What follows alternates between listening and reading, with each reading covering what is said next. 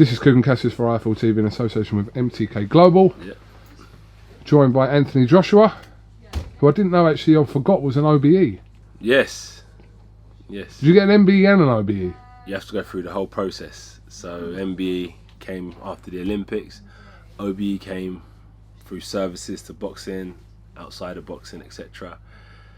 And I'm not too sure the order after that. What's it? There's like OBE, CBE, Just Don. Keys to the city. But at the same time, you still got to pay your parking fines. Absolutely. Do you still get them? Yeah, nah, I don't actually. I'm Yeah, on point. Nah, because I use the app now. Oh, that's it. Yeah. So yeah, A lot easier. we're here to discuss all things boxing. Yeah, let's jump straight into it. Obviously, speaking to Eddie Hearn yesterday, it leads us to believe that you will be fighting Kubrat Pulev next, as Usyk Chisora is just about nearly done. So, is that what's in your brain, that you're fighting Pulev now? If that's the case, through the management team, they haven't confirmed anything with me yet. Like, this is who you're fighting, this is where it is, this is the date. So nothing like that's come through. So, you know how boxing is. Anything can happen. Look what happened last time when I was supposed to fight Miller. That nonsense happened. Then Ruiz stepped in. So I don't, put all my eggs in one basket until it's 100% confirmed. You never know. But if Usyk is fighting Chisora, when will that be? 28th of March. 28th of March. That leaves Pulev as my next option because he is a mandatory. Mandatory meaning Fight or vacate. Fight or vacate. Like, everyone has decided. It's a mandatory decision. Yeah. Everyone's decided that I have to fight Pulev, and that's just the way it goes. So yeah, it's going to be a good scrap. You did state that you wanted Usyk, though. When I asked you 3 weeks ago, you said that you want the tougher fight, in your opinion, and you in my wanted opinion, Usyk. exactly, is the tougher fight. Usyk, undefeated cruiserweight, undisputed champion, coming up into the heavyweight division, Olympic gold medalist, etc. I thought, that's another good name on my record. While we're moving towards the big fish, to bring all the belts underneath one sector, I thought that would be another good fight on my record. Okay. And that's why, like, interestingly, this Usyk situation, how good would it have been? So last June, when Miller failed his drug test, we offered Luis Ortiz a lucrative deal to take the fight in MSG, and he didn't take the offer. But that would have been great preparation for this Usyk fight.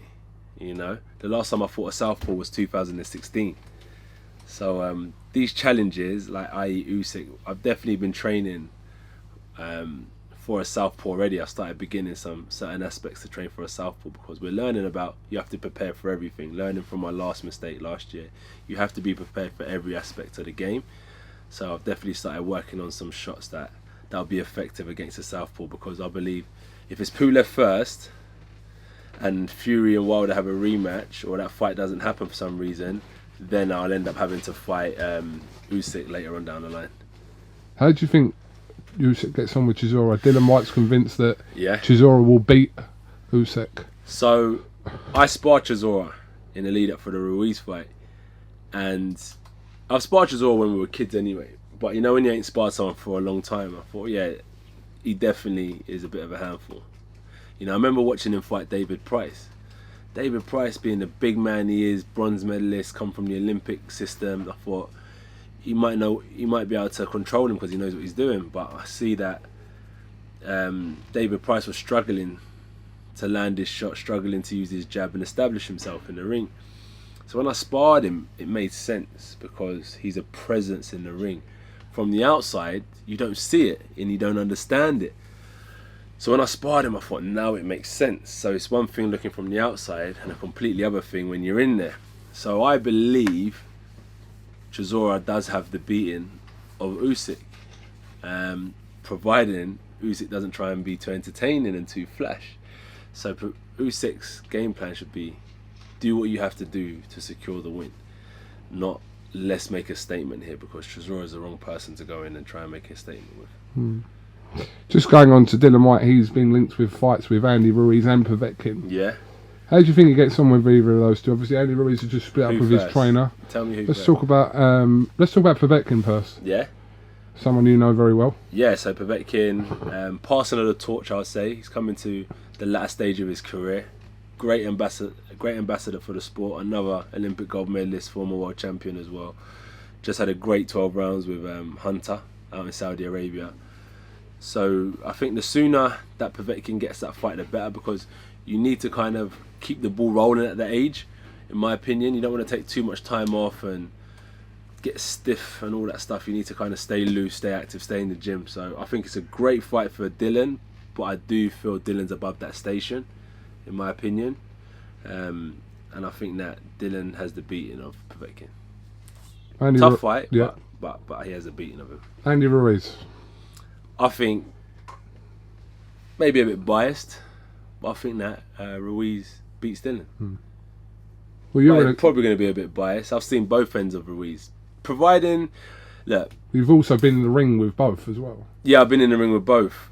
So, do you know what it is with Ruiz, and what it is with all boxers and boxing in general? You just don't underestimate anyone. You know, if you know your boxing, you can go back in history where people have underestimated certain fighters and fighters that should never beat a certain guy, and have gone in there and shocked the world because of this person took their preparation lightly. Providing Dylan prepares well, spars right, he should be victorious because he's very talented. But providing Andy Ruiz does the same thing, it'll be a very close fight, because I think they're both matched. They're both, well, Ruiz is former world champion. Dylan has championship potential. It'll be a good time for both of them to level out their skills, because I believe Dylan's got the talent to be world champion one day. He doesn't effectively have to do anything, does he? He's mandatory for at some point next year, I think February next year, for the winner of Fury Wilder. Well, this is interesting. Like, I keep on hearing it's been 800 days, but the last time I heard that it's probably 810 days now. So the days keep on building up. So it is interesting if he will actually get that fight. So we offered Dylan. So we offered Dylan and we offered Ortiz. So we offered Dylan the fight for last April 2019 at Wembley to fight for the heavyweight championship of the world against myself, and he turned down the fight. So I think he believes he has the beating of Wilder. He's keen to get that fight with Wilder, and it puts him in a powerful position when he comes to fight me. God willing, I'm still champion.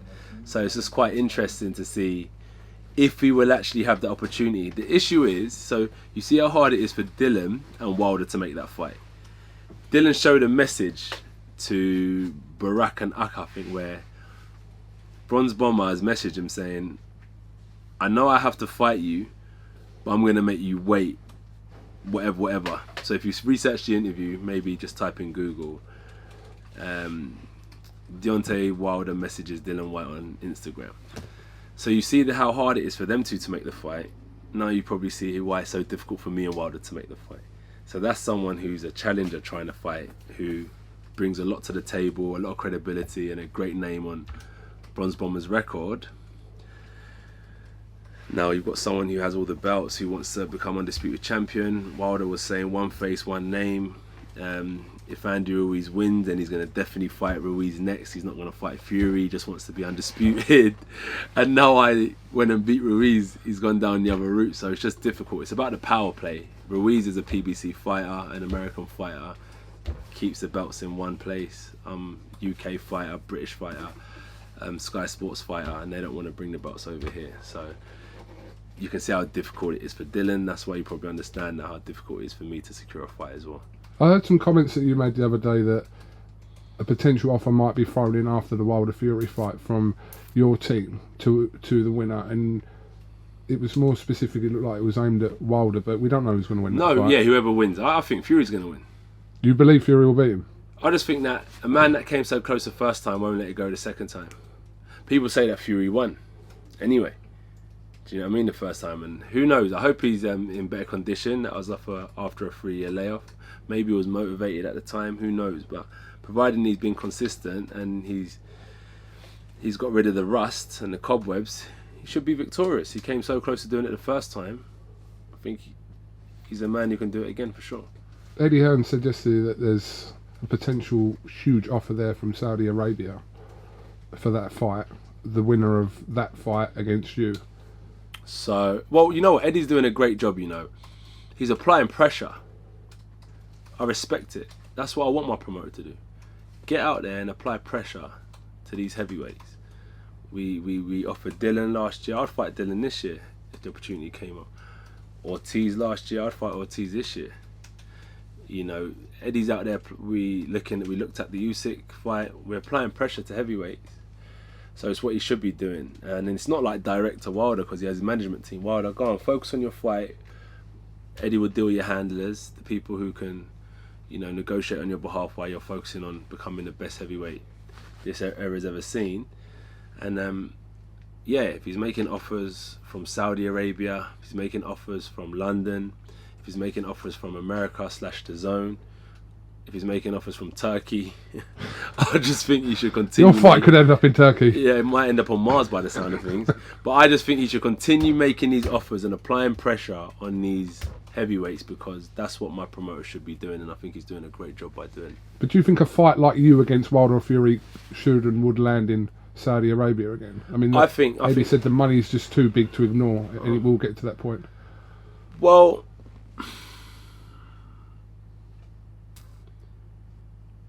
I can't really talk on that. I can't really talk on what ifs and astronomical figures because I haven't seen anything. I like to talk about facts. As I said, I've learnt. But you know the potential there because you fought. Yeah, there's. Oh, in terms of the system and the setup. Yeah, they but can. In terms of the money that will probably be generated for a fight of that magnitude. Yeah, they're opening up the country, tourism, bringing events, bringing business and economic hub to Saudi Arabia. All these different aspects. And sports and entertainment is a great way to bring a lot of tourism, which makes you learn about, you know what, we need more public transport, we need more hotels because we're having a big influx of tourists now. We want to have an economic hub so people can pass through Saudi Arabia to get to wherever they want to get to halfway across the world because it's quite a central hub. So yeah, that's why sports is good because it brings in the tourism aspect. So yeah, they showed last time that they put on a really, really, really good boxing show and it was phenomenal. And I'm sure they have the capability of doing it again. Doing it so soon, if they can do it, hats off to them because from what it was to where it got to, they spent a lot of time and invested a lot of effort into making that show one for the history book. So congratulations to them, and if they can do it again, it shows that that country can do anything. Comments from Eddie Hearn again yesterday saying that a fight with you against a Wilder or Fury would be a 50-50 split. That's how it would be now. Is that you've accepted that now, that in your head that's to make them fights that it would have to be that kind of split? I'll just ask what's his reasoning. Didn't really give a reason, but I'm assuming it was like when like Andy was champion and he won the belts and was having issues about where it was. There was a lot of uproar to say Andy's a champion, he should decide where it was. Andy's not the champion. Do you know what I mean? So there is that aspect. You have to listen to what people say. So there is that aspect of when you're one of the driving forces in the heavyweight division, you do have a bit more of a say. So every time I now get the belt, it's like 50-50 or what's the other thing we was talking about? Are you saying it shouldn't be 50-50 then? I'm saying that if you explain why, everything takes explanation. I don't understand why it should be at the minute. You know what I mean? Does it have something to do with the fact that you have been beaten now? No. Well, it was if it was the biggest upset of 2019 and I came back in December, that must be the biggest comeback. So I now want it. I want it all. I want 70%. I just made the biggest comeback that the world's seen in our boxing history. It was the biggest upset, and I came back straight away. Can I give you a call back, please? We're talking about the split. The split. I could say I made the biggest comeback of last year and I would like 70%, but in reality I know that's not the case. So what they would have to do with me, with my ego on my side, saying I want 70%, now I explain and say, look, that's not really the case. That's not where we are right now in terms of splits. This is why, that's why. These are the stats and facts. And then I'll say, you know what, that makes sense to me. It has to make sense. So you have to be told and explain exactly why that warrants a 50-50 split with either Wilder or Fury for you to consider that. Is that what you're saying? Not so much consider, but just for it to make sense in my head. It's got to be right in your head. I'm going into fight. I'm going into war, innit? I don't want to know what I'm warring for. When England goes and conquers a country, or America goes and conquers a country, they know what they're going in there for. We're going in to get this land or this oil field, and this is gonna take our economic GDP from one thing to a complete other thing. You have to know exactly what you're going in for. And that's just how everything goes in life. You'd like to know what you're going for. But to be fair, I can understand why you on camera here, to me, wouldn't just go, yeah, 50-50, yeah, I'll take that. Because your comments get blown out of proportion and taken literally sometimes in his interviews anyway. Good. So when I said last time about 50 million dollar or pounds, because I speak in sterling, so I probably talk about $60 million. So we're talking about 50 million pound offer that I'd definitely take the fight. And then it was taken into context. So Wilder said that they'll be interested in taking the fight. Money's in the bag. Money's in the bag, yeah. So I was really interested. So we looked at the offer. Eddie had attempted to make a few meetings with Al Heyman and Shelley Winkle. And is it Shelley? Shelley Finkel. I swear I don't even know the guy's name. No disrespect on my life. No disrespect. Shelley Finkel, yeah.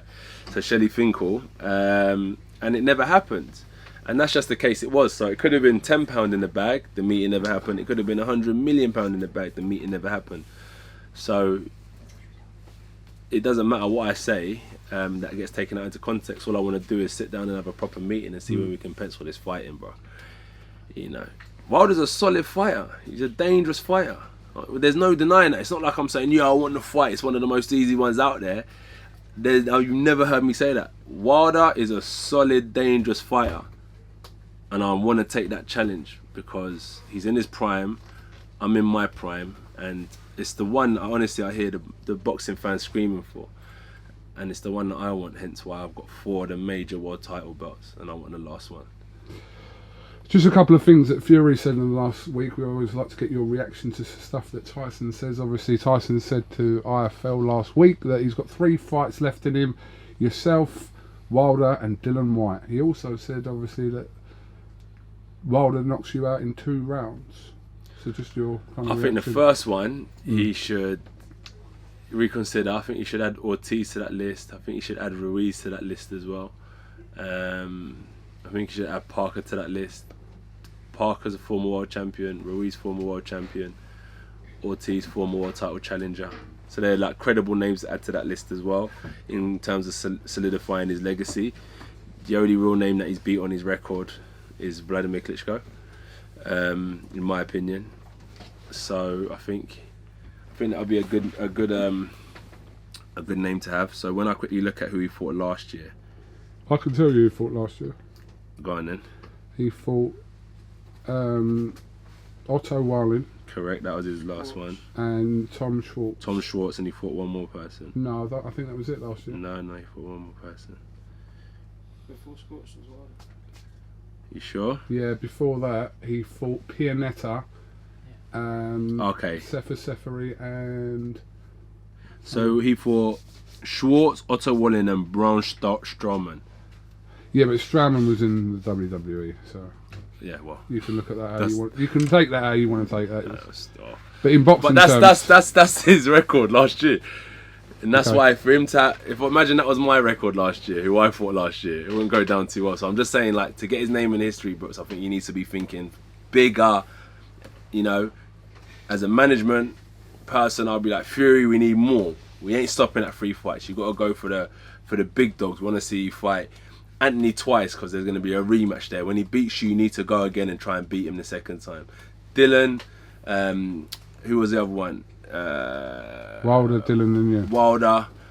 They're going to fight in February. We need to keep you motivated. Then I want you to fight the recent former world champion Andrew Ruiz, the former champion Joseph Parker. I want you to fight Povetkin. I want you to fight Luis Ortiz. Do you know what I mean? There's still a pool of heavyweights out there that you have to defeat to fight everyone in your era to go down in the history books, in my opinion. So I advise him, don't stop, keep on going. You've done great things. So far, the only person that you've defeated with real credit to their name is Vladimir Klitschko, and there's a long pool of heavyweights out there that you can still challenge yourself with. And his comments about you being knocked out in 2 rounds by Wilder? As I said, Fury said a lot of things in my time of boxing. You know, I used to listen to a lot of it because I respected him. He was he'd been professional now 11 years, 12 years. So I thought the man's talking from a whole heap and a whole wealth of experience. But then I started realizing that's just waffle. You know, when he said that Conor McGregor was going to train him and all that stuff. And then Conor was like, I've never heard of Tyson Fury wanting to come to the gym and stuff like that. I thought, hang on a minute. That's waffle. He said that Charles Martin was going to beat me. He said a lot of things, you know. So you start to realise that this person's just talking for the sake of it. So him saying that, I don't know if he really means it or he's just saying that, as Tyson Fury does. Okay. Just finally, your fight, where do you want it to be with Pulev, if it is Pulev? Saudi Arabia. You want it to be in Saudi Arabia? Tottenham. Is it going to be in Tottenham, isn't it? I don't know. You probably like it in Emirates. I don't mind where it's going to be. Tottenham. But Wembley, Tottenham or O2. Happy with that. You would go back to the O2. You haven't. I'm not going to bloody sell out 5,000 tickets and be there in Tottenham ground. I'm going to go back to. You're going to go surely where. You've outgrown the O2 now. No disrespect. Well, you would hope so. Do you know what I mean? It's a blessing. I don't take that stuff for granted. No, of course, it's not a negative thing. You've you know. Yeah, I'm just saying I don't take it for granted. I would love to always sell out stadiums, but if there was ever a case where there was a situation where ticket sales or the interest in boxing had declined so drastically, of course I would fight. I don't fight just to be at stadiums. I fight for the love of it. So yeah, I'd fight at O2. I would even fight at York Hall. On my life, I'd fight at York Hall. Okay. Now, Anthony Joshua vows to fight at York Hall. Your call will be on the phone to any tomorrow. Yeah. But as I said, if there's a massive decline in interest in boxing, yeah, I wouldn't stop fighting just because 20,000 people or 15,000 people want to show up at O2. I'd definitely continue to fight, 100%. And your fight date looks to be end of May, start of June. Preferably end of May. You know, I'd fight in 2 months if I could, but I don't think Pulev will be ready. So yeah, I'd fight end of May. Gives him some time to get ready. Okay. Yeah, happy with that? All good. Anthony Joshua. I hope the listeners are happy. Listeners are listeners, mate. Yeah? Some like it, some don't. That's true. But they're still listening. That's what we like, mate. That's what we like. Alright, well listen, I'm going to let you get back to your William Hill duties. Yes. Have you got anything else you'd like to add? Nah. I think I do a lot of talking, I do a lot of interviews. All for the love of the sport, promoting the sport, new listeners, old listeners. It's important. But I do a lot. You've asked me a lot of questions. You said you want Fury to win, but you didn't say whether you think he will beat Wilder or not. I did say it. No, I said I think he'll win. I said you I do think he'll win. Sorry. Yeah. And I want him to win because I did think it'll be easier to make the fight. Because he's with Frank Warren, isn't he? / MTK. MTK and Frank, and yeah. What are they? They're really like a British-based. Most of their athletes are British-based fighters, yeah. The majority are British and Irish. But I think that it'll be easier to make a deal with Fury. Okay. You know, I think so. You think? Be honest. Do you know what? Maybe, maybe not. I don't know. You never know, do you? You never know. If he wins and he takes the WBC over to WWE and then keeps it over there, who knows? Do you know what I mean? But if he keeps it in boxing, I reckon it'll be easier to make the fight with him. But you got to fight before any of this anyway, so you're just going to get loads of people asking you questions about that fight like me before the Pulev fight. Yeah. I'm all up for it. The old AJ's back, do you know what I mean? They can pass everyone. Who's that? Who's Pulev? Who's that? Nah, I'm thinking about Fury. Anthony, thank you very much for your time, TV. Appreciate your time as always, and we'll catch up soon. Signing out. Happy new decade. Top man. Gold Star Promotions is proud to present Floyd Money Mayweather. The man himself is coming to the UK for his UK tour, February and March 2020. For all info and tickets, Gold Star Promotions.co.uk.